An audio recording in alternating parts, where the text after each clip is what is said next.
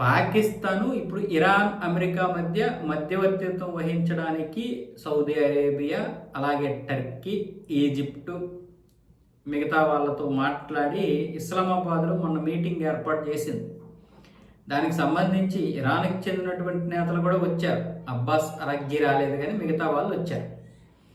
అయితే ఇక్కడ పాకిస్తాను అమెరికా పంపించినటువంటి 15 అంశాలను తీసుకొని వచ్చింది. వాళ్ళు ఒప్పుకోవాలి, ఈ 15 షరతులు ఒప్పుకుంటే యుద్ధ విరమణ చేస్తాము, అంటే యుద్ధ విరమణ లేదా యుద్ధ ముగింపు జరుగుతుంది అన్న విధంగా ఆ యొక్క అంశాలు అయితే ఉన్నాయి. వాస్తవానికి పాకిస్తాన్ నమ్మలేదు. ఎందుకు నమ్మలేదంటే పాకిస్తాన్ని జోకర్ చేస్తుంది అమెరికా.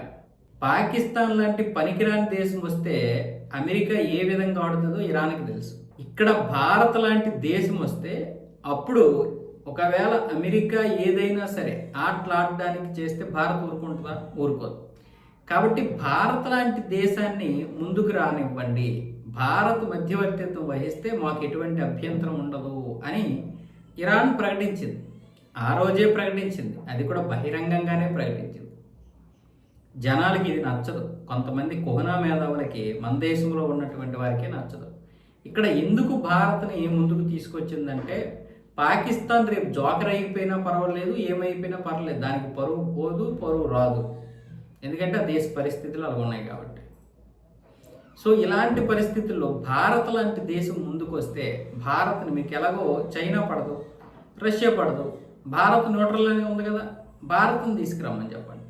భారత్ మధ్యవర్తిత్వం వహిస్తే మేము వింటాము, మాకు నమ్మకం ఉంటుంది, మేము ఏదైనా ఒక కండిషన్ పెడతాం, లేదా మీ కండిషన్లు ఏంటో భారత్ ద్వారా వినిపించండి అన్న విధంగా ఇరాన్ చెప్పేసరికి దరిద్రం ఏంటంటే మన కుహనా మేధావులే ఇదంతా ట్యాష్, ఇదంతా కూడా ఒట్టి ట్రాష్, ఇదంతా ఒట్టి ఇది కావాలని మీడియాలో వస్తున్నటువంటి విషయమే కదా తప్ప మరొకటి లేదని కొట్టి పారేశారు మన వాళ్ళు కూడా. ఇప్పుడు ఇరానే ప్రకటించింది, మేము భారత్నే మధ్యవర్తిత్వం వహించమని చెప్పాము. భారత్ ఈ విషయంలో ఎందుకు తప్పుకుంటుంది? ఇరాన్కి తెలుసు ఇలాంటి చిల్లర మీటింగ్లు భారత్ పెట్టుకోదు. దీనివల్ల ఒకవేళ మధ్యవర్తిత్వం వహించి యుద్ధ విరమణ జరిగితే మంచిదే, కానీ జరుగుతుందా? ట్రంప్ ఈరోజు యుద్ధ విరమణ అంటాడు, లేదా కాల్పుల విరమణ అంటాడు, రేపు దాడి చేస్తాడు. ఎవరికి పరువు పోయింది? ఇప్పుడు మనకి పరువు పోతుంది. అదే విషయంలో పాకిస్తాన్ విషయం ఇలా చేసాడు అనుకో, పాకిస్తాన్కి పోయేది ఏముండదు.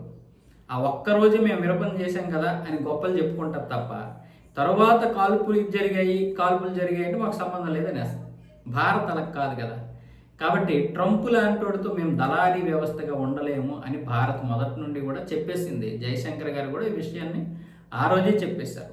కానీ ఇప్పుడు ఇరాన్ ప్రకటించిన తర్వాత, నిన్న సాయంత్రం ప్రకటించిన తర్వాత ఒక్కొక్కడికి గుయ్యం అన్నది. నిజమేనరా, భారత్ని కోరుకుంటుంది ఇరాను. ఎందుకంటే భారత్ ఎప్పటికీ కూడా ధర్మం వైపు ఉంటుంది. ధర్మం వైపు ఉన్న దేశాలు ఎప్పటికైనా సరే అవి గెలుస్తాయి, మానసికంగా గెలుస్తాయి, భౌతికంగా గెలుస్తాయి, విలువల పరంగా మానవతా భావాలు ఉన్నటువంటి ఏ దేశమైనా విలువల పరంగా గెలుస్తుంది.